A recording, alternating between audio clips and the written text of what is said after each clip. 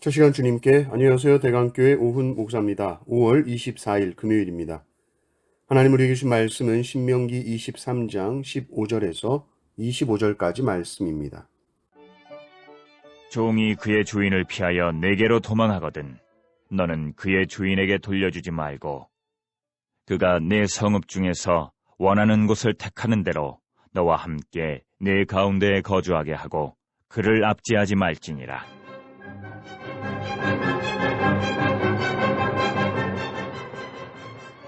이스라엘 여자 중에 창기가 있지 못할 것이요 이스라엘 남자 중에 남창이 있지 못할지니 창기가 번 돈과 개 같은 자의 소득은 어떤 서원하는 일로든지 내 하나님 여호와의 전에 가져오지 말라. 이 둘은 다 내 하나님 여호와께 가증한 것임이니라. 내가 형제에게 구워주거든 이자를 받지 말지니 곧 돈의 이자, 식물의 이자, 이자를 낼 만한 모든 것의 이자를 받지 말 것이라. 타국인에게 내가 구워주면 이자를 받아도 되거니와 내 형제에게 구워주거든 이자를 받지 말라. 그리하면 내 하나님 여호와께서 내가 들어가서 차지할 땅에서 네 손으로 하는 범사에 복을 내리시리라.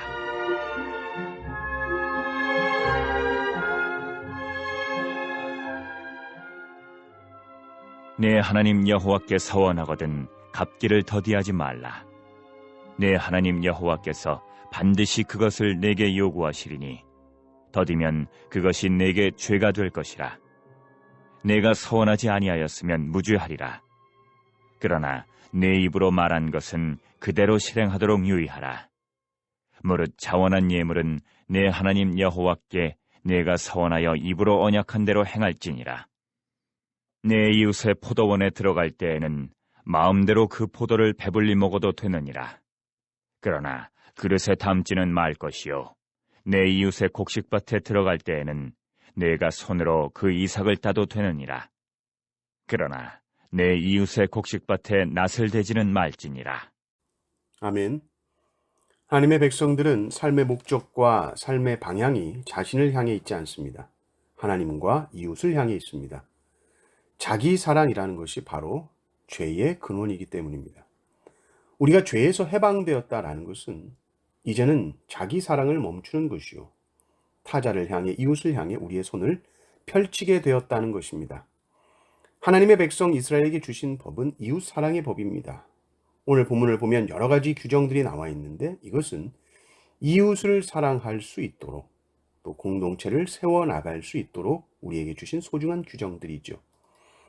15절을 보면 종이 주인을 피하여 도망갔다. 그러면 그 도망간 종을 다시 주인에게 돌려주지 말라고 합니다. 물론 종은 주인의 소유죠. 그러나 종이 도망간 것은 너무 힘들었고 주인에 의해서 착취당했을 경우가 많았습니다. 그를 주인에게 다시 보낸다는 것은 그의 생명을 위협하는 일이죠. 이제는 너와 함께 자유롭게 살 수 있도록 하라는 겁니다.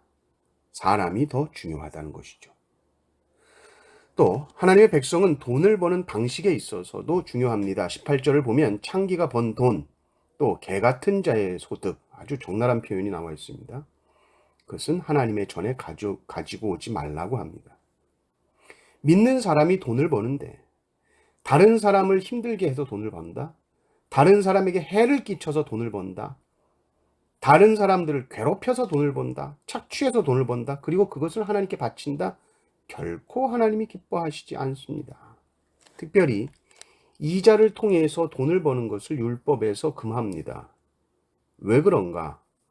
돈을 꾸는 자는 가난한 자들이요 돈을 꾸어주는 자는 부유한 사람입니다. 가난한 자들은 삶에 있어서 급격한 어떤 환경 변화, 예를 들면 가뭄이나 기근이나 질병이나 이런 큰 일들이 생겼을 때 대처하기가 매우 힘들죠. 그럴 때 부유한 형제가 그를 도와줄 수 있다면 당시의 어려움을 이들이 헤쳐나갈 수 있는 것이죠. 그러니까 율법의 정신이라는 것은 이겁니다. 평균케 하는 원리입니다.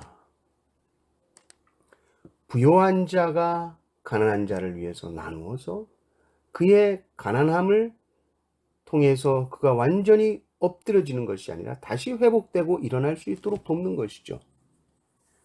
평균케 하는 원리입니다. 그 빈곤과 가난을 통해서 내가 더 부자가 돼야지, 이렇게 부자가 생각한다면 이것은 율법의 정신이 아닙니다. 24절 25절도 보면 이 율법의 정신 마음이 들어있죠.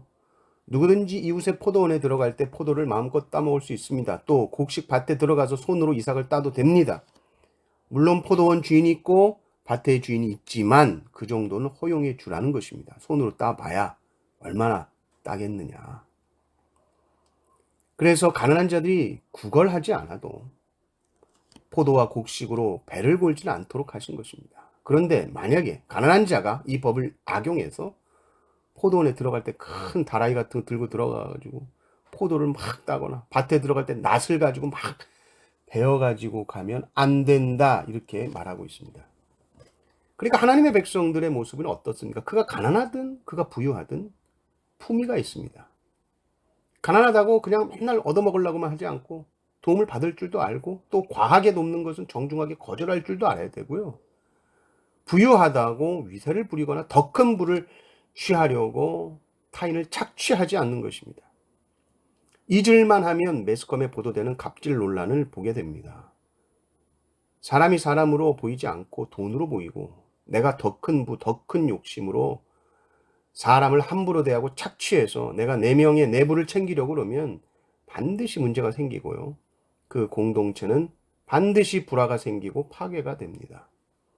하나님께서 우리에게 주신 말씀의 원리와 정신을 따라 평균케 하는 진리를 붙드시기를 바랍니다. 여러분의 삶의 터전에서 부지런하고 성실하게 최선을 다해서 돈을 버십시오. 그러나 이것이 정말 하나님이 기뻐하시는 방법인가? 또 어려운 자들과 어떻게 나눌 것인가? 고민하시고 말씀의 원리를 따라 살아갈 때에 하나님께서 우리의 동산이 항상 물된 동산같이 마르지 않는 은혜와 복이 넘치게 될 줄 믿습니다. 이 은혜가 넘치시기를 주님의 이름으로 축원합니다. 아멘.